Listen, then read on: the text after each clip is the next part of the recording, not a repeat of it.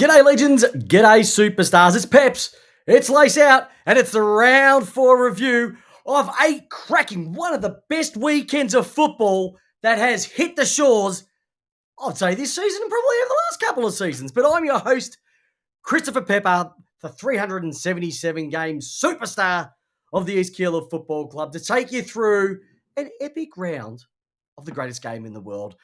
This is Lace Out. It's how you want your footy, and it is the number one non-club affiliated podcast this side of the Westgate Bridge. Thank you for joining me again. Those who are joining me live on the chat, those who are joining me live on the podcast channels, those who are listening to me in the car on the way to work, whilst you're working, hey, wherever you are right now, thank you for joining me. We do this because we love footy and we love you too.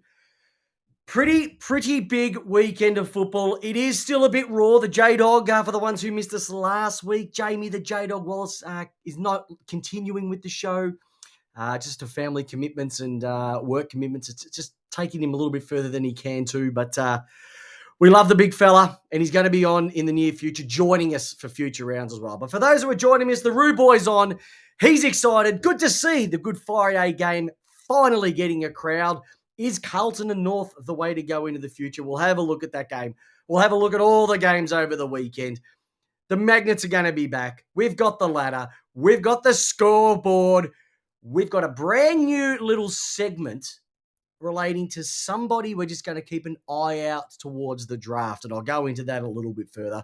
We're going to analyse the games. We're going to pick it apart, and it's going to be a cracking episode for everybody to get on board. So if you're watching me live, get on the chat, ask me questions. Even if you're not listening to this live and you've got it in the car or whatever, throw a message on the Facebook page. Because you know what? If you ask it, I will answer it. It's as simple as that. Righty-o. Hey, Gather Round is kicking off this week, so Tipped Out will be back to give the tips for every single game in South Australia this weekend. It is going to be unique. It is going to be interesting, and it's going to be one of those things that I think will stick around for a long time. Will it be in South Australia every year? We're not too sure. We'll see what happens. But I know Big Jill McLaughlin is excited for it. Everyone's excited for it. And there's going to be some big games as well too that we'll talk about a little bit later on when we look at 1 week at a time. Alrighty, let's get stuck into it straight away. The first thing that we always look into is going to be the ladder. Let's have a look at the ladder from As It Speaks. Round 4 right away. All right, now have a look at that. Sitting on top of the ladder, food chain. Up with the Angels, it is the St Kilda Football Club. 4 games, 4 wins, 160.4%. A beautiful game on the weekend. Sitting nice and high. Ross the Boss has brought a new game style. You play my defensive way. You can be free when you run, and it's working for them perfectly. We've also got the ladder. We've got Carlton sitting in second position on 14 points, still undefeated at 114.2%. And then we've got 3 teams on 12. The D's, Essendon and Collingwood after their loss against Brisbane on the weekend. Sydney Swans, Adelaide and Brisbane make up the final 8 due on percentage. And then we've got North Melbourne have dropped out. Port Adelaide. Wow, we're going to have a chat about that game. Probably the greatest victory or the greatest after the game moment I would probably have seen since 2011 Derby West Coast versus Fremantle, where Hayden Ballantyne had that shot after the siren and hit the post. They were up and they were down in the matter of moments. Western Bulldogs had a great win, like I mentioned a moment ago. Then we've got Richmond in 12th. Geelong cracking half of football, sitting on their first win of the year on 4 points. Fremantle, GWS, West Coast, Gold Coast, and down at the bottom, languishing, is the Hawthorn Football Club. I know Tommy Roker's a little bit upset about the Gold Coast Suns. He is flaming on the chat right now. Rude Boy's going berserk at him. It is going to be an absolute corker of a night, a corker of a podcast. So I think it's time to get straight into it, and it's time to spin the magnets. Great to see Craigie Wessels all the way from the US of A joining me for another episode. And also, I mentioned to you last week, Jamie's no longer with the show, and so we can't replace him. But I would love for anybody, if you want to be part of the show, if you want to join me as a guest host 1 week, drop me in a message in the Facebook chat and I'll get back to you. You can email me. All the details are on our Facebook page or in the show notes. And I know a number of people who listen to us regularly since we've started have said, hey, I wouldn't mind having a crack. So don't be surprised if you hear some of the voices for the names that we've been speaking about over the years, whether they're in Australia or overseas. All right. Let's go and spin some magnets, I reckon. So let's go and have a look at... I want to focus on the dragged first of all, because there was a number of them to come out of the weekend. So I'm going to big shout out to Big Ron. Are you there, big buddy? All right, well, he started off half. He just forgot half of his shout out there. So let's go again.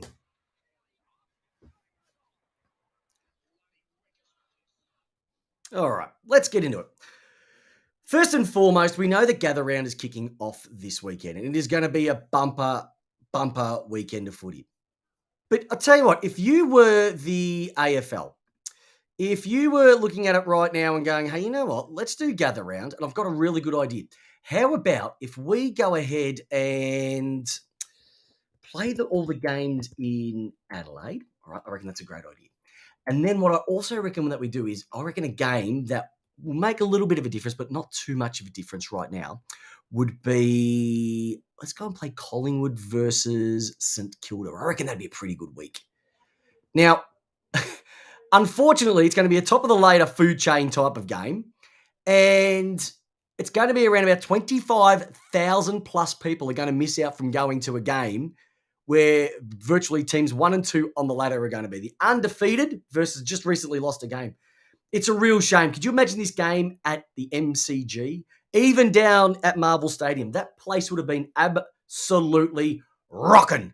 So I'm dragging, just because of fate, that game is not going to be played in front of 85,000 St Kilda and Collingwood Ferals at the MCG. But it's going to be a belter of a game this week. I still don't know who I'm going to go with, but we'll get into that potentially later in the episode. All right. Another one I want to drag, but I'm not going to be dragging him in a bad way. I'm dragging him because I just don't like to see it. And it's simply this. Paddy McCartan. Now, he's gone down with another concussion. Now, at the time, I saw this live. And when he didn't move, I had to rewind the tape to see, was that it? It was almost an innocuous fall over and knock his head on the ground. There was hardly anything in it. But just with his history of concussions, will this be the last time we see him on an AFL football field? Now, I know it's his decision to make, but if the medical people say that he's okay to play, should the AFL step in and say, listen, no, from a OH&S perspective, we can't let you continue. I don't know how this one's going to go, but when you see something like that happen so innocuous and it's caused a concussion, I don't think we can have him back. And I don't mean that in a disrespectful manner. His health is more important than anything. Now, a couple of people have already written, so, hey, listen, it would have been better if you wore a helmet or a head guard. Honestly, it doesn't make that much of a difference. I used to wear a helmet when I played footy for many years. You still feel the knocks. You'd almost have to run around with bubble wrap around your head to be able to sustain it. So I don't think it would have made much of a difference. So hopefully we don't see the last of him, because I really appreciate what he's done, coming back after so long, getting back in, going through the rookies, going through the VFL, getting on a list, playing football with his brother, and both of them have gone down wearing a helmet. All right, Sam Doherty. Unfortunately, Sam Doherty, with everything that he's had, cancer, etc., you think that he just gets over it. He's been playing great footy for the last year and a bit, and he has to go in for more surgery as well too. So I just don't, it's just a shame when you really see the good quality team players and guys that can play great football, just unfortunately, due to the way it is, having to go in for surgery. It just kind of sucks, because I love everything that he brings to the game, everything he brings to the team, but more importantly, everything he brings to football itself too. All right. And I'm going to drag one more just because you know what I'm like with the social media side of things. Jack Crisp, just cause. But I'm also going to be dragging the absolute prick, nuffy, numbskull that leaked it. This was stuff from years ago, so it wasn't recent. And that's just absolutely poor form. So go and have a good hard look at yourself in the mirror, you putz, because you put a guy through something that, not even his family, not even his wife had to experience. It happened years ago. Putrid. Don't like it. Social media, absolutely tripe. Okay. Now, all the nuffies on the chat right now getting stuck into me because I have worn a helmet when I played footy. Well, I can tell you now, none of you ever got a hard ball in your life. And so you have no right to criticize me. All right.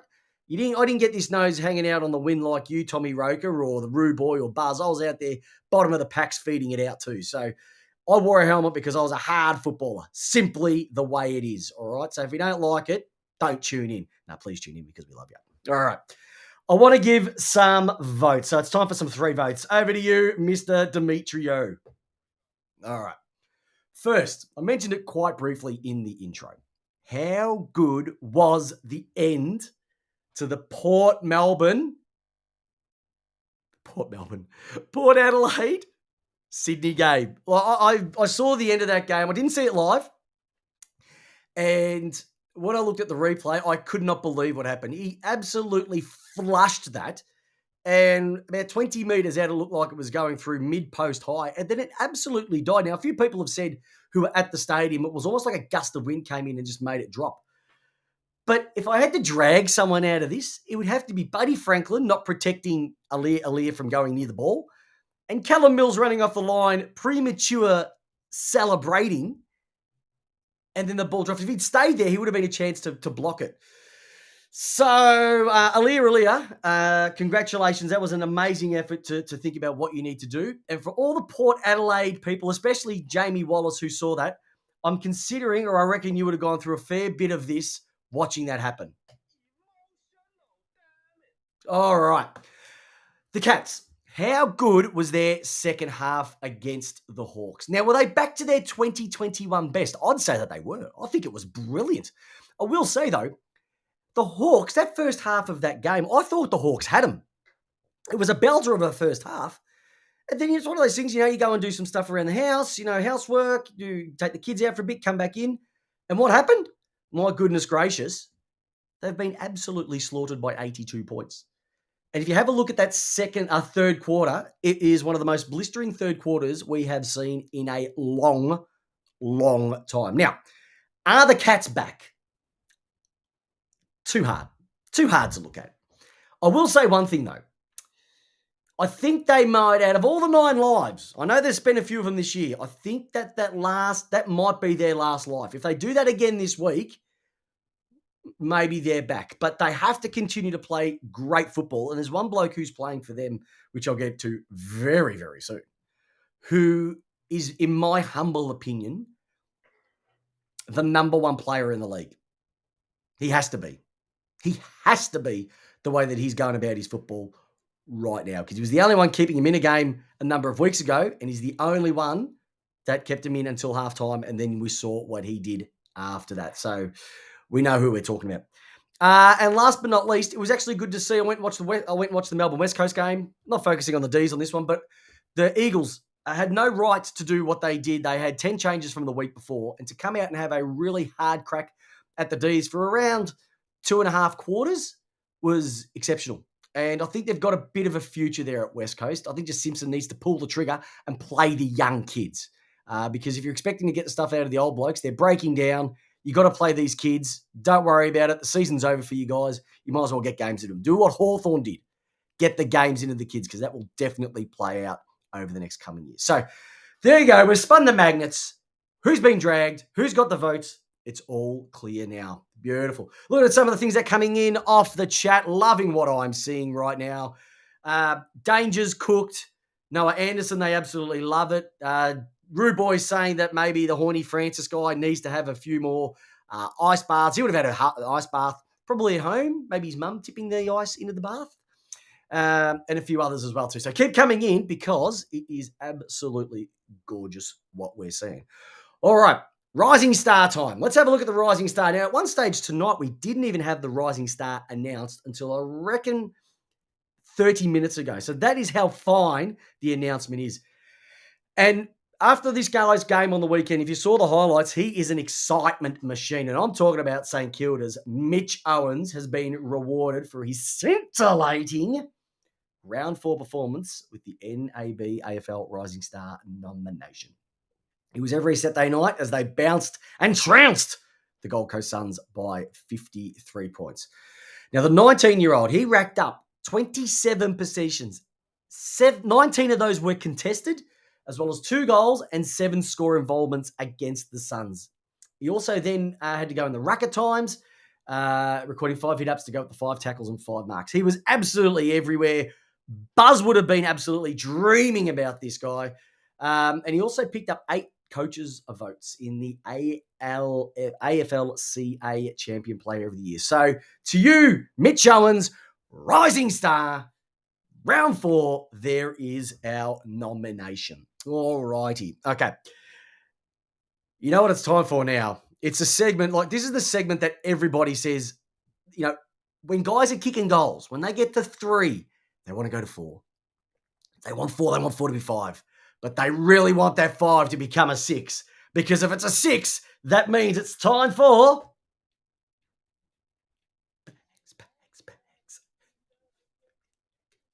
bags. Bags.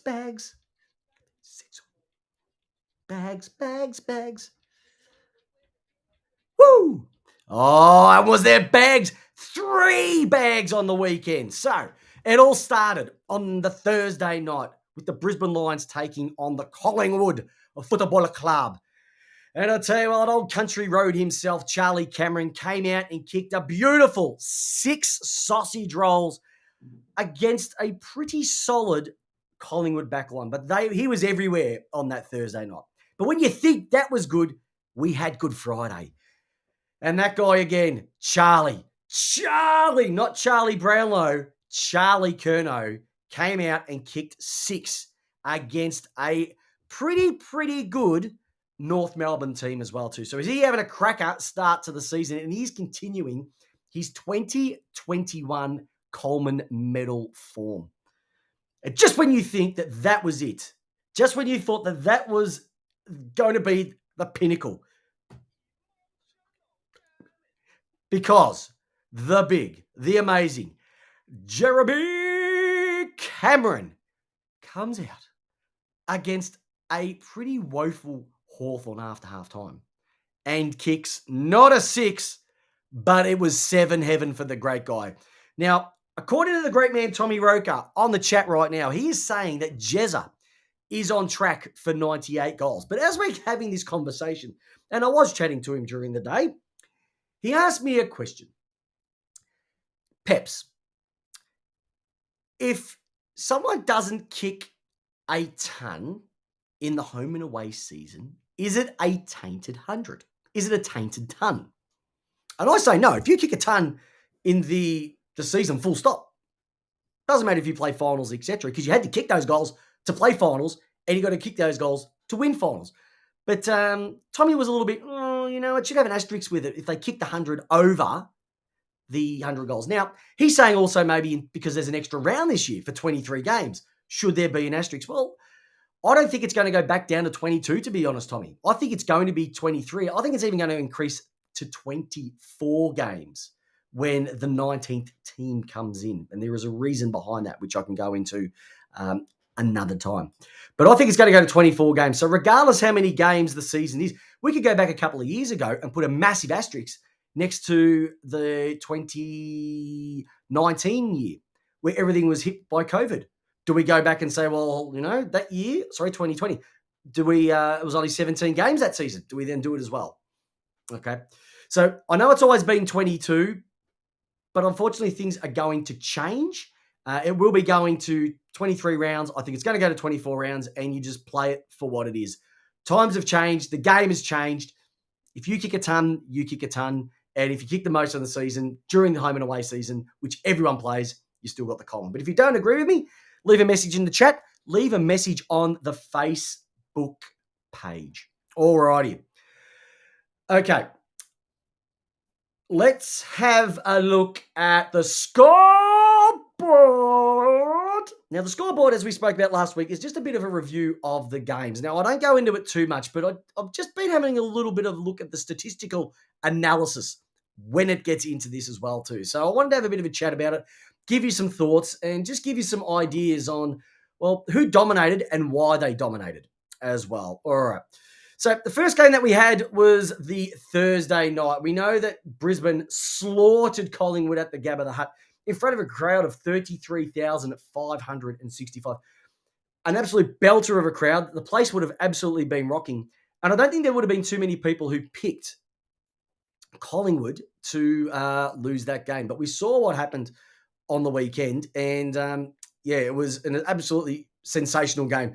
It was a brutal game as well, too, from Brisbane's perspective.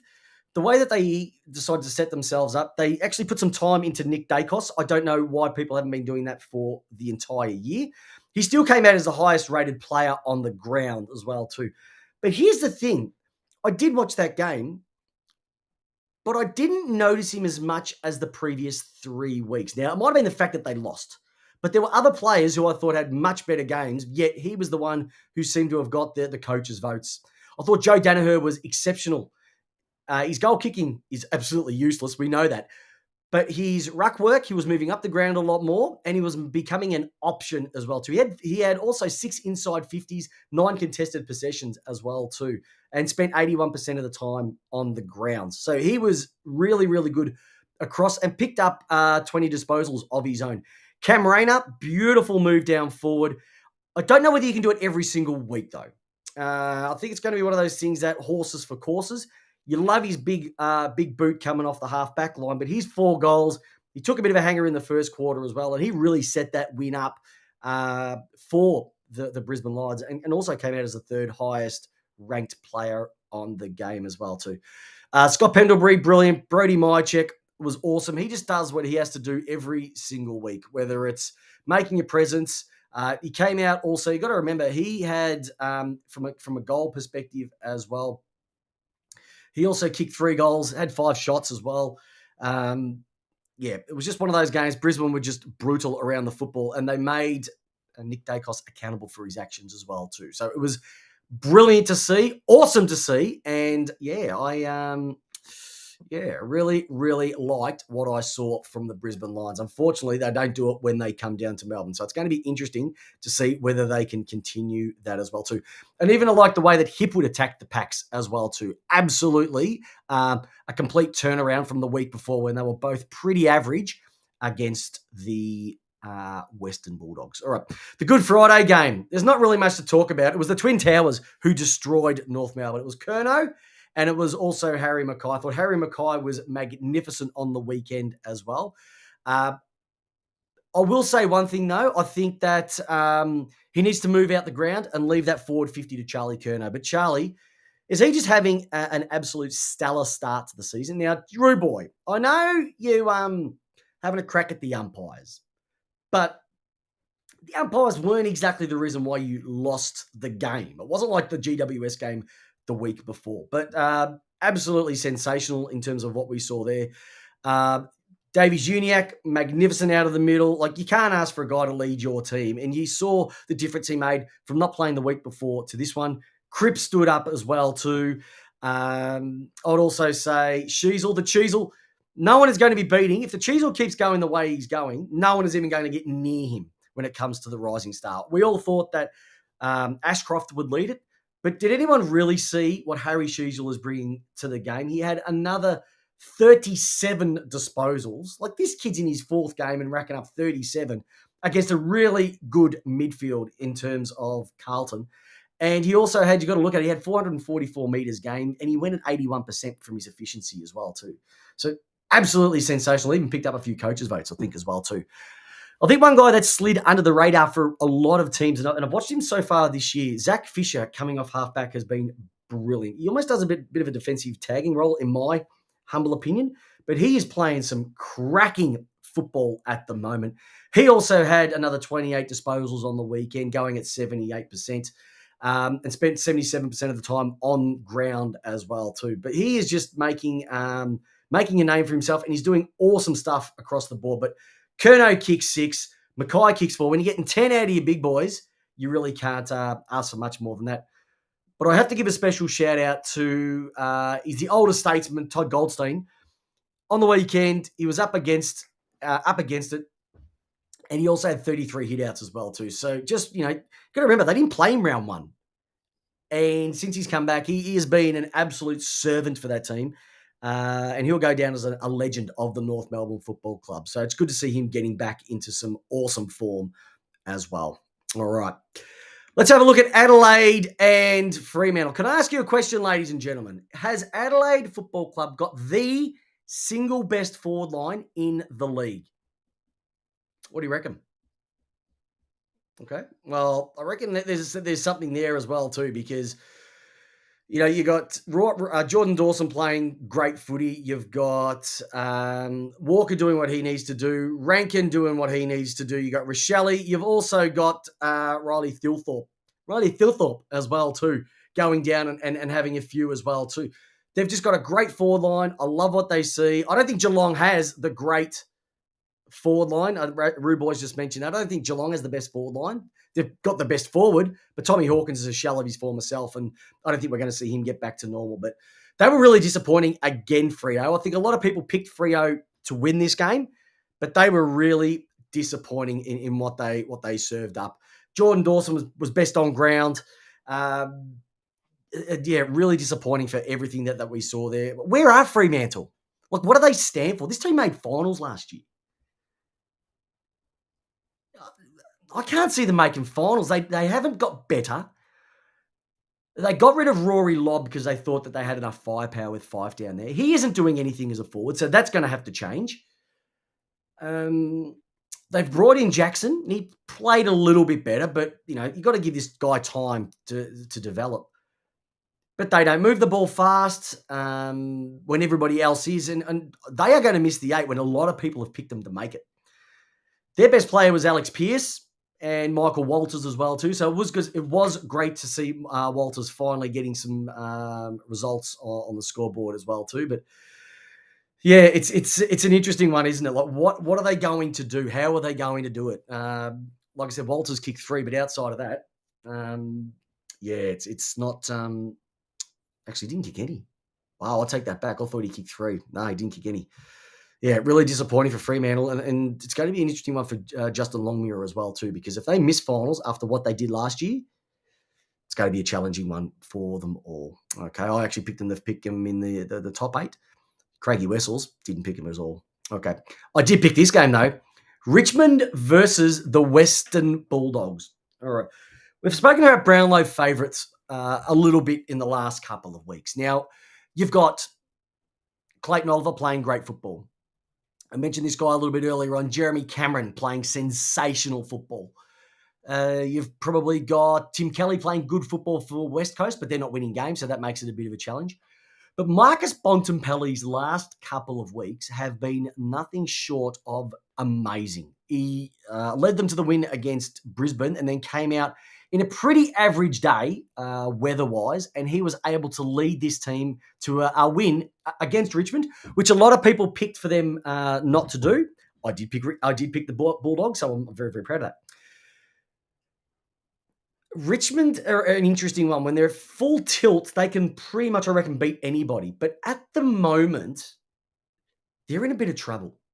And hear me out. We've got an aging list. We know about that. We know that Lynch is going to be out for weeks because of surgery. And we also know Nankervis is now going to be out. So they're going to be lacking Ruckman.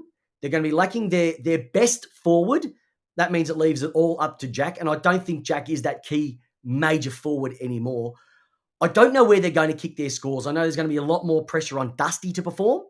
Is he going to be able to do it? I think what we saw on the weekend was vintage Dusty, but it's not Brownlow medal winning Dusty. It's not going to be 3 times Norm Smith Dusty. It's going to be he's better than a lot of other players playing on the ground, but he's not going to be dominant like he was. But the Bont was absolutely amazing. 25 disposals. Tim English was sensational as well. Probably picked up a lot of the coaches' votes as well. Tom Liberatore, this guy's had a bit of a challenged career, but for him to go and do what he did, he was like a pig in shit on the weekend. And he was magnificent. Like those type of conditions, people have said, who would dominate in a game like that? It was definitely going to be Tom Liberatore. Liam Baker and Daniel Rioli were the best for the Tigers as well too, but they were just too good, the doggies. And I want a little bit of a shout out as well to Oscar Baker. Came from the D's, went over the doggies to get some more opportunity and is holding his own. Had another 20 disposals on the weekend. Disposal efficiency was a little bit down, but got 435 metres gained. And you also got to remember it was wet weather football, so the disposal efficiency across the board was a little bit average. But another great win to the Western Bulldogs. Richmond, will they end up ninth man again this year? We don't know. But if it does, I reckon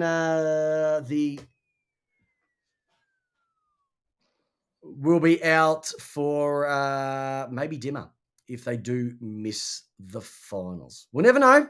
Things might happen. Stranger things have happened. I think one of the strangest things to happen right now is this club, the St Kilda Football Club. What a win against the Gold Coast. Now, I know a number of people picked Gold Coast because thinking St Kilda have to lose one. But Gold Coast have been so disappointing this year. Like, I think I picked them to scrape into 8th. That's how much confidence I had in Gold Coast. Not there at the moment. 21,000 packed Marvel Stadium for this one. And once again, if you go through the stats, if you go through the chart, it was St Kilda dominating across the board. Jack Higgins, like Snags Higgins. We've spoken about this guy so much over the years. Like, he is the barometer. He reminds me a lot of Papley from St Kilda. When he's up and firing, he is awesome. He's come out and kicked 5. He's had 7 shots on goal. He's had 22 disposals at 81% efficiency. He's 324 metres gained. He was everywhere on the weekend. Mitch Owens, who we spoke about a little bit earlier on, he kicked his 2 and had his 27. Jack Sinclair, with probably the greatest mullet in the league. Once again, 31 disposals, close to 700 metres gained. And that's just the way that they do it. They get the ball, they just run in, they put pressure on the ball carrier, they just run in streams, and they're creative as well too. Brad Crouch doing his thing in the middle, another 34 disposals. From the Gold Coast side of things, you're looking at the same names again. It's Tuke Miller, it's Noah Anderson. Ben King was a little bit average on the weekend again. He's still trying to get his way into it as well. Lockie Weller had 30. Tuke Miller had 32. Noah Anderson had 38, continuing his awesome season as well too. But I think Tommy's right. What are they going to do with their forward line with Chol, Casbolt, and King? It's not working at the moment. Do you need to throw one of those behind the ball? And if it is, which one would it be? Maybe Chol would be the one that you'd have to play behind the back.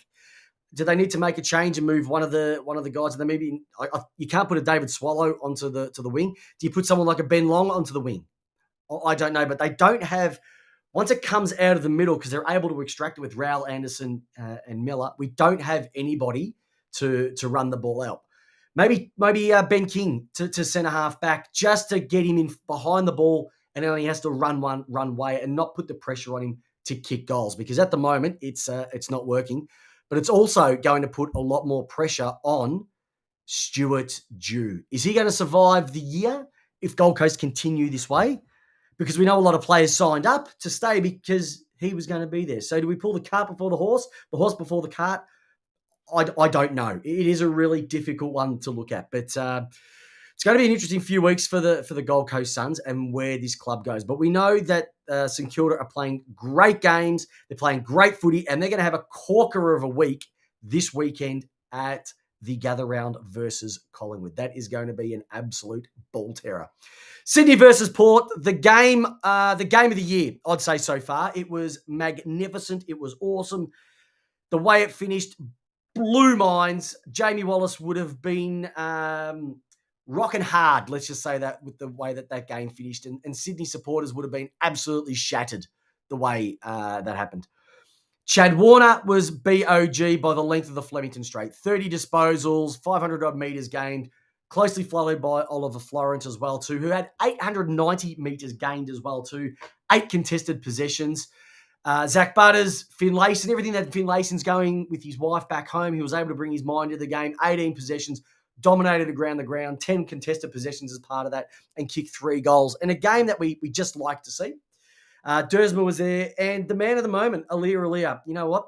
He only had 16 disposals for the game, But the best thing he's did was not actually possession laden. It was that punch over the line. Callum Mills leaves. Buddy Franklin goes away and doesn't block him to come through, stops it, and wins them the game too. The McCartan brothers, unfortunately, both been concussed as well, which is a real shame. But it was a cracking game across the night. It was close all night. It went back and forth. I don't think anybody picked Port Adelaide to win. I don't even the J-Dog would have picked Port Adelaide to win.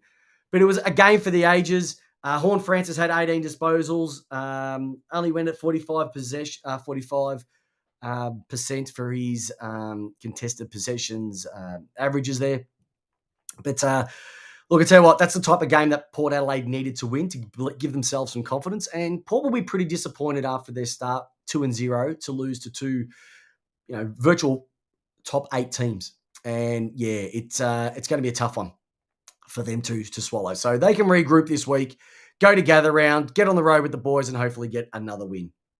All right.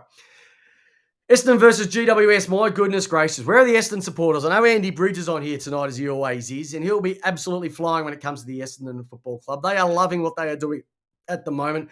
Are they exceeding expectations right now? In your thoughts, tell me on the chat. What do you reckon? Do you think that Essendon are exceeding the expectations? Or is this what we've expected from them for quite a long time? I know it sort of sits somewhere in the middle because I think they've had the list that's been capable, but they haven't been able to bring it. But since Brad Scott's come across, he's brought more of a defensive mindset. They played really great defensive football on the weekend, and they're moving the ball forward. Just didn't the package deliver on the weekend? An absolute barnstormer of a game by the package. He came out and kicked 4 goals, 10 shots at goal. He should have kicked. He should have been in the bags. He should have been in bags, but he wasn't. But that's what we expect from Stringer. That's what he's been hoping. And he is an absolute match turner. He would have got the three coaches' votes, or the 10 major coaches' votes from across the port. Zach Merritt was fantastic. Redmond, the Red Dog. Everyone saw the Red Dog after he kicked his goal from 50 as well too. Nick Martin was awesome. Draper was sensational. The rack as always. But once again, same names. Josh Kelly, Tom Green, Nick Haynes having to do it all for them. Tom Green had another 34. Josh Kelly had another 28 as well too. So great work by the Bombers. The thing is with the Bombers is now they've got to do that against top 8 teams. So it's okay to do that against teams that are very similar to where you're sitting on the ladder. You're going to have to do it against top 8 teams. And one of those kicks off this week when they play the D's in Adelaide. And I think that is going to be a better game than a lot of people think it's going to be. I reckon it's going to be a close one. I personally do. But hey, Essendon, it's great to have a strong Essendon, but you haven't won anything just yet. So just put the lid on it a little bit, but enjoy it for what it is. And GWS, I know they kept Josh Kelly. I know they kept Haynes. They had to keep Callum Ward, etc. But did they spend the money in the wrong way? It was brought up today on SEN. Did they spend the wrong money on those players when they should have kept Jeremy Cameron? Because they haven't really got a forward line, and he was killing it when he was down there. So interesting one there. Interesting one there, my friends. All right. Couple of comments coming in. The D's are going down in Adelaide. Yes, we are going down in Adelaide by a plane. I think we're taking the plane, same as Essendon. So yes, we're all going down to Adelaide. Actually, every team is going down to Adelaide this week, Andy Bridge. Great to see Lee Ali. Also, Redmond looks like he's going to the Suns in free agency. Tommy Roker has brought that one out, and the new coaches are killing it. The new old coaches are killing it. Or is it the old new coaches? The old people... You know what I mean. All right. West Coast versus Melbourne. Not going to talk too much about this game.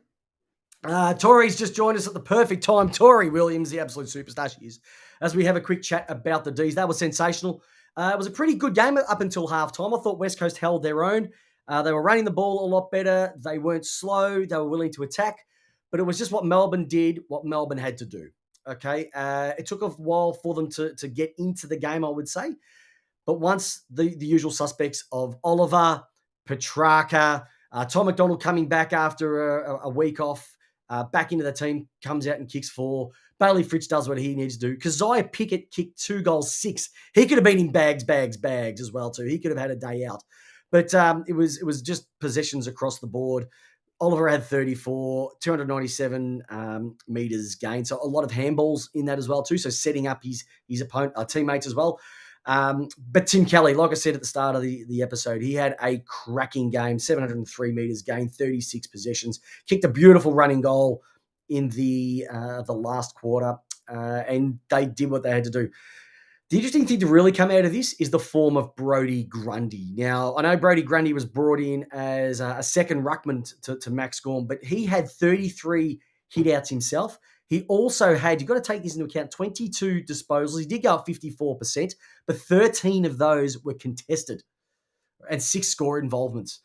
So he's not just making it difficult for other ruckmen around the league. He's making it really difficult for what is Melbourne going to do when he comes back.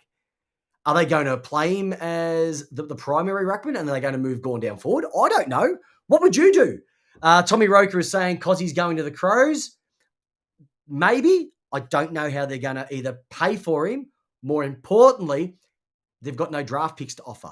So you're going to have to give us something. And at the moment, the Crows don't have anything. So they're going to have to do some wheeling and dealing to get Cozzy across too. But the D's locked in another win, had a great percentage booster, which was what our supporters wanted to see. And another week rolls on, and like I said, Essendon this week. And the last game of the weekend, we touched on this one at the start of the episode, Geelong versus Hawthorn. It was a pretty good game up until halftime, and then it just went to shit for Hawthorn. Let's be honest. They went from chocolates to boiled lollies, and it really was the Jeremy Cameron show. What did Jeremy Cameron have? Just have a look at his stats. 12 score involvements, 10 shots at goal. He came out and kicked 7 goals. He went at 72% efficiency. Like, what more do you want? And this guy's, 6'4", 6'5"? Like, he's not supposed to be doing that. Mitch Duncan probably had his best game in a long time, 31 going at 80%. Max Holmes, another great game as well. You know, he's put the disappointment of not playing in that grand final behind him, and he's making it come out on the scoreboard as well too. And he's making it come out on his disposals as well. Will Day was brilliant for the Hawks. He's got a massive future. Unfortunately, he's got next couple of weeks off due to a sling tackle, and so he won't be there. And also Gary Rowan will be missing due to a sling tackle. So the AFL are really coming down on the sling tackle. I will notice one thing as well too, dodgy ruck contests. So what's your thought about the dodgy ruck contest? I don't know if anyone's seen this. I know Reece Stanley had one last week, but there was another one this week concerning Mark Blitzarves, where he's not actually jumping up for the ruck. He's just running straight at the ruckman. And the opposing ruckman has just put his knee up to protect himself and ruck the ball. And, you know, Chris Scott, as he would normally do, has had a bit of a whinge about it. In my opinion, I don't see anything wrong with it because he has the option to contest the ball. And Blitzarves didn't contest the ball. He went straight at the play, straight at the ruckman. The other ruckman has the right to protect himself and put his knee up. So I can understand when they're talking about like that kung fu, pushing the knee out type of reaction. But I don't have an issue with it. Jump up at the ball. It's a ruck contest.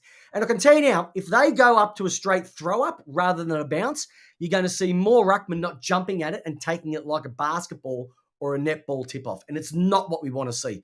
I will say something, though. If you've been watching the bouncing in the middle of the ground over the season so far, it's been sensational. So I don't understand why we want to get rid of the bounce. If it goes a little bit skew, big deal. It's not a round ball. It's oval. It's going to bounce different. All right? So put up with it. I don't even think they should recall the bounce. If it goes skew, too bad, too sad. Call play on, in my humble opinion. Josh Ward was good. Luke Bruce, once again, kicked his usual 3. But the Cats, they were absolutely on fire. And that, my friends, is the scoreboard for round 4 before we kick in to gather rounds. All right. Before we go into 1 week at a time, I want to launch you all with a brand new little segment. Now, we've got player sponsors, all right? Every club has player sponsors. We've got some people on the broadcast who follow us who, you know, have offered to sponsor the show, and I appreciate everybody who's put their hand up. And if you do want to sponsor Lace Out, whether it's a segment, whether it's the show, just drop me a message in the Facebook chat or send me an email at laceoutpodcast@gmail.com. And we can have a chat about that. And I've had a couple of people roll out already, so I really appreciate that. But I thought, you know what? One thing I would like to do is I'd like to get behind a young fella, a young guy, who's playing in the Coates League, which used to be the NAB League. And I want to follow him through the entire year, okay? And he is actually a friend of mine, and his son is playing. So his name is Jacob Grant, and he's playing for the Sandringham Dragons this year. He's 191 centimetre forward. He kicked 3-3 on the weekend. He's kicked 5 in the first 3 games. He's beating the best, and we're going to get around him. Lace Out, he's going to be Lace Out's own. Lace Out's Jacob Grant from the Sandringham Dragons. So I want everybody on the chat to get around him, and we're going to follow his progress week after week throughout the entire season leading into the draft. Because how good would it be if Lace Out can follow someone, they get drafted, and it wasn't because of the talent he showed on the park. It was because he was sponsored by the #1 non-club affiliated podcast. So I'm getting behind Jacob Grant. He is an absolute superstar, and I want everybody in the Lace Out family, all the Outlaws, to get behind him as well. I would also recommend, if you can get on the Coates League app, you can see the games, and I'll tell you what, see some of his highlights. He is special, number 29. So he's got the old KB jumper over in the for the Sandringham, Dandenong Stingrays. Absolute champ. Rightio. So Dandenong Stingrays, not the Sandringham Dragons, Dandenong Stingrays.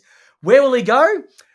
I reckon he could be, at this stage, I'd probably, looking at what he has to offer, because he's a bit of a lanky utility.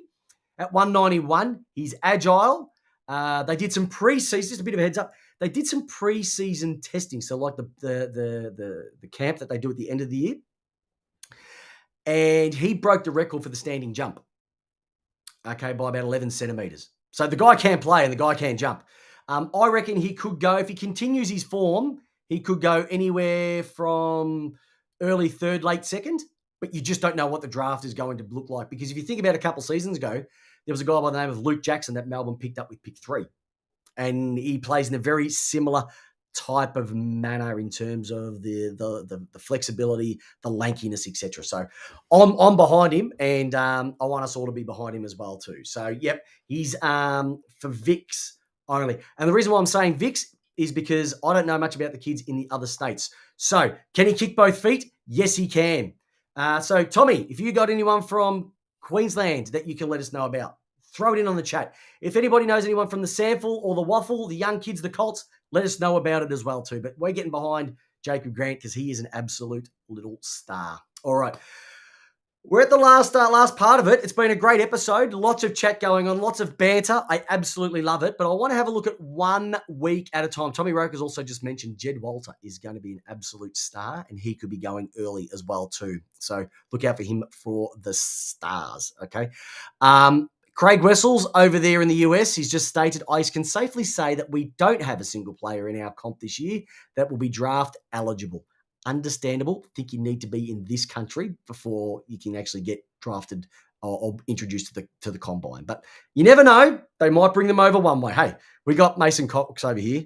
Anything can happen. All right. Let's have a look at Gather Round 1 week at a time. So on the chat, what game are you looking forward to this week? Round 5 of the AFL season.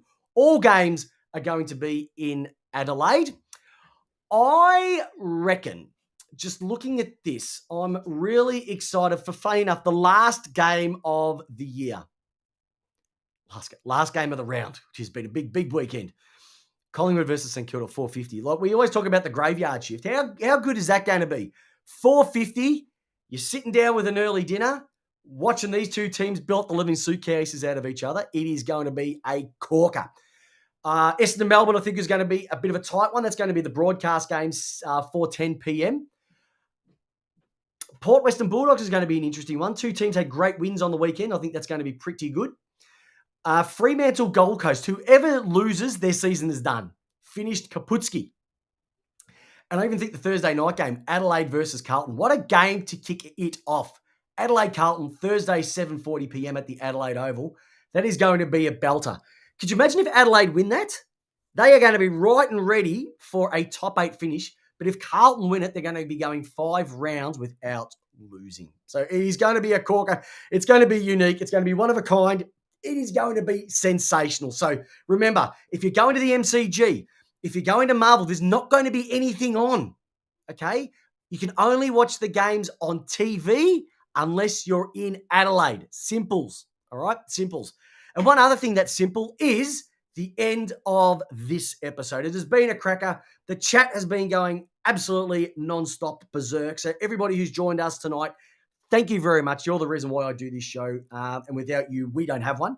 More importantly, Tipped Out will be back as well too to give you my tips. And also we'll get those done tomorrow night, which is the Wednesday. So stay tuned for that. And more importantly, if you want to sponsor the show, shout out to me. If you want to be a guest host, shout out to me. Even if you just want something to ask me a question, anything whatsoever, put it on in the chat, because the more content we get from you, the better off our show is going to be. It's as simple as that too. So on behalf of me, Chris Pepper, the host of the Lace Out podcast, I'm asking everybody out there, because the J-Dog's no longer here, one simple question, which is, how do you want your footy? That's right. Lace out. Have a great week, listeners. Hope your team wins.